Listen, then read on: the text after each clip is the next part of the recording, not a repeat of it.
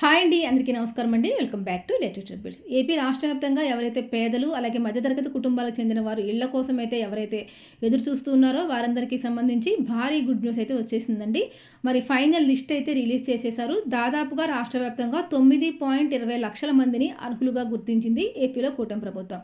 మరి ఎవరెవరికి ఇల్లు వస్తాయి, ఎవరెవరికి ఇల్లు రావు, మరి ఇల్లు కావాలి అంటే కనుక ఏ విధంగా ఎలా అప్లై చేసుకోవాలి, ఏమేమి అర్హతలు మనం కలిగి ఉండాలి, ఎలాంటి డాక్యుమెంట్స్ అనేవి సబ్మిట్ చేయాలి అన్న పూర్తి సమాచారం ఈరోజు వీడియోలో క్లియర్ అండ్ క్లారిటీగా తెలుసుకుందామండి.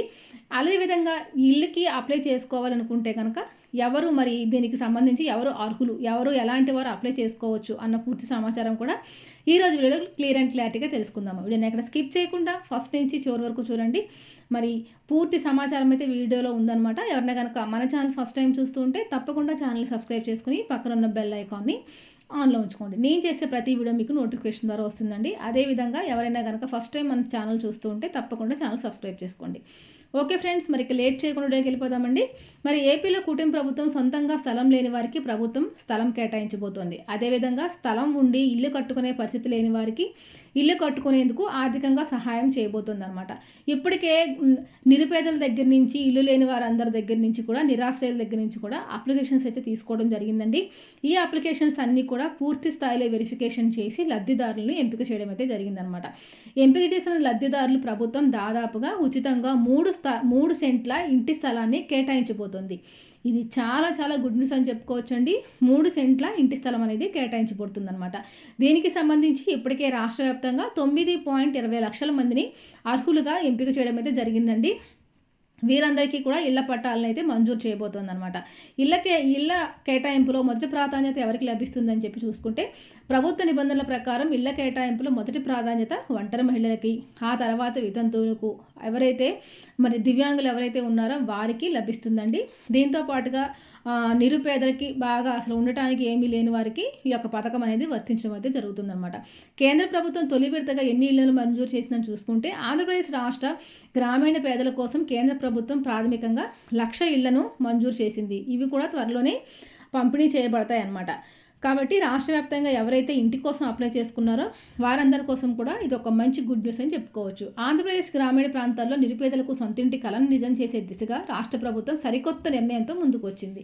అదేంటంటే కేంద్ర ప్రభుత్వం ప్రతిష్టాత్మక పథకమైన ప్రధానమంత్రి ఆవాస్ యోజన గ్రామీణ పథకం కింద గ్రామాల్లో ఇళ్ల నిర్మాణం కోసం దరఖాస్తు చేసుకున్న లబ్ధిదారులకు త్వరలోనే ఇళ్లను కేటాయించేందుకు సర్కారు సర్వం సిద్ధం చేయడం అయితే జరిగిందనమాట. సుదీర్ఘకాలంగా ఎదురు చూస్తున్న నిరుపేద కుటుంబాలకు లబ్ధి చేకూర్చేలాగా అధికార యంత్రాంగం అర్హులైన అభ్యర్థులను ఎంపిక చేసి మరి ఫైనల్ లిస్ట్ అనేది విడుదల చేయడం అయితే జరిగింది. రాష్ట్ర వ్యాప్తంగా ఉన్న అన్ని జిల్లాల పరిధిలో గ్రామీణ ప్రాంతాల నుంచి గృహ నిర్మాణ సాయం కోసం గతంలో ప్రభుత్వం భారీ ఎత్తున దరఖాస్తులు తీసుకోవడం జరిగిందండి. ఈ క్రమంలో నిరుపేద ఎవరైతే ఇల్లు లేకుండా ఉన్నారో వారి నుంచి ప్రభుత్వం ఊహించిన దానికంటే అద్భుతమైన స్పందన వచ్చింది. రాష్ట్ర వ్యాప్తంగా దాదాపుగా 10,42,000 అప్లికేషన్స్ అనేవి ప్రభుత్వానికి అందజేయడం అయితే జరిగింది. వచ్చిన దరఖాస్తుల్లో ప్రతి ఒక్క దరఖాస్తుని కూడా క్షేత్రస్థాయిలో ఉన్నతాధికారులు నిష్పక్షపాతకంగా, పారదర్శకంగా వెరిఫికేషన్ ప్రక్రియ అనేది పూర్తి చేయడం అయితే జరిగిందండి. ఈ సమగ్ర పరిశీలన అనంతరం సబ్మిట్ చేసిన డాక్యుమెంట్లు మరియు అర్హతల ఆధారంగా అధికారులు మొత్తం తీసుకున్న దరఖాస్తుల్లో 9.20 లక్షల మందిని అర్హులుగా గుర్తించడం జరిగింది. వీరి పేర్లను ఫైనల్ లిస్టులో చేర్చారండి. లబ్ధిదారుల ఎంపికలో ఎలాంటి రాజకీయ జోక్యం లేకుండా కేవలం పేదలను మాత్రమే ప్రామాణికంగా తీసుకుని అధికారులు ఈ యొక్క అర్హులను ఎంపిక చేయడం అయితే జరిగింది. ప్రభుత్వం ఖరారు చేసిన 9.20 లక్షల మంది లబ్ధిదారుల జాబితాను వారికి ఉన్న వనరుల ఆధారంగా ప్రధానంగా 2 కేటగిరీలుగా విభజించారు. మొదటి కేటగిరీ కింద అంటే ఇప్పటికే సొంత ఇల్లు కట్టుకోవడానికి స్థలం ఉండి కేవలం పక్కా గృహ నిర్మాణం కోసం ఆర్థిక సహాయం, అంటే ఎవరికైతే స్థలం ఉండి ఇల్లు కట్టుకోవడం కోసం ఎవరైతే అప్లికేషన్ పెట్టుకున్నారో వారికి ఆర్థిక సహాయం అందజేస్తారండి. ఈ కేటగిరీలో అత్యధికంగా 7.18 లక్షల మంది లబ్ధిదారులు అయితే ఉండడం అయితే జరిగింది. ఇక రెండవ కేటగిరీ కింద నివసించడానికి కనీసం సొంత స్థలం కూడా లేని అత్యంత నిరుపేదలను గుర్తించడం జరిగింది. వీరికి ఉచితంగా ప్రభుత్వం 3 సెంట్ల ఇంటి స్థలం అనేది అందజేయడం జరుగుతుంది. దీంతో పాటుగా 3 సెంట్ల స్థలం ఇవ్వడంతో పాటుగా ఇల్లు నిర్మించుకోవడానికి కావలసినంత ఖర్చు, దీనికి సంబంధించి రాష్ట్ర వ్యాప్తంగా 2.2 లక్షల మంది లబ్ధిదారులకు ఉచితంగా, అదేవిధంగా మరియు ఇల్లు ఉచితంగా ఇవ్వడం అయితే జరుగుతుందండి.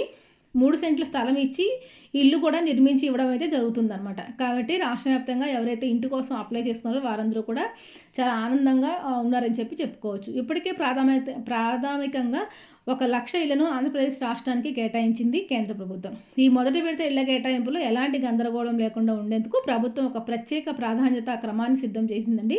దీని ప్రకారం సమాజంలో అత్యంత ఆదరణ అవసరమైన వర్గాలకు మొదటి ప్రాధాన్యత ఇవ్వడం జరుగుతుంది.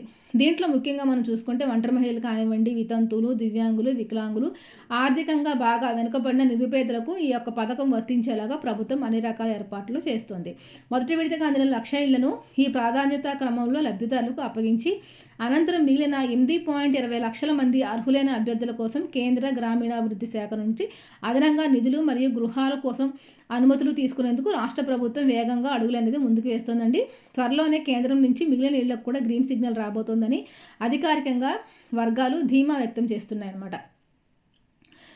ఇప్పటికే సొంత స్థలం ఉన్నవారికి ఈ పథకం వర్తిస్తుందా అని చెప్పేసి అడుగుతూ ఉన్నారండి. అవునండి, ఇప్పటికే స్థలం ఉండి ఇల్లు లేని 7.18 లక్షల మందిని కేటగిరీ 1 కింద ఎంపిక చేసి వారికి ఇంటి నిర్మాణానికి సంబంధించినటువంటి ఆర్థిక సహాయం అందజేయబడుతుంది. గ్రామ సచివాలయ అధికారులు మరియు గృహ నిర్మాణ శాఖ అధికారులు ప్రతి దరఖాస్తును కూడా క్షేత్రస్థాయిలో పరిశీలించి నిబంధనల ప్రకారం అర్హుల ఎంపిక చేయడం అనేది జరిగిందనమాట.